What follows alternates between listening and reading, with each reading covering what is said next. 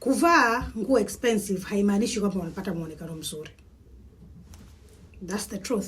Kuna mtu anaweza akavaa suti labda hata ya milioni ngapi, lakini hata asipendeze. Na wewe ukaenda kuunganisha sketi umeitoa kwenye mtumba, shati umelitoa wapi, koti umelitoa hapo, ukavaa ukapendeza.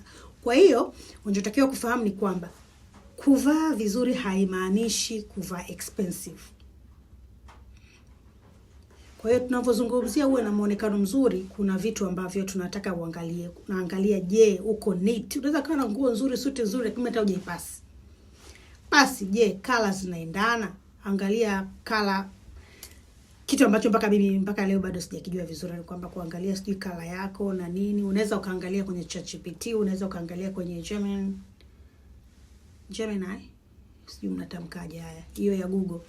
Au unaweza ukaangalia sehemu nyingine yoyote ile, Pinterest. Angalia jinsi color combination, je, ni zicombine vipi na vipi.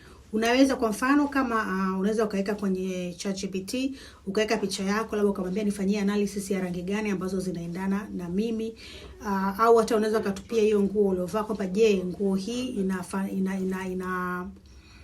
ni sawa labda, au nirekebishe nifanyaje, vitu kama hivyo. Ndio uzuri wa mitandao ya kijamii sasa hivi. Lakini vile vile sio umevaa tu leo kesho hujavaa hivyo. Kuwa na consistency. Zile nguo. Mimi nakumbuka wakati natangaza habari, usiku wa habari, na unafanya kipindi cha usiku wa habari wakati niko katika TBC, television ya taifa. Tulikuwa tunaenda kununua mitumba pale Mwenge, Kijitonyama. Unanunua mtumba kwa sababu sio kwamba wengine mashirika yanatupa nguo, hela ya kununua nguo. Kama mtangazaji, mashirika yanakupa. Lakini kuna wengine mashirika hayakupi, hayana hela labda ya kukupa hilo fungu, hawana. Kwa hiyo kama huna hiyo hela, basi improvise.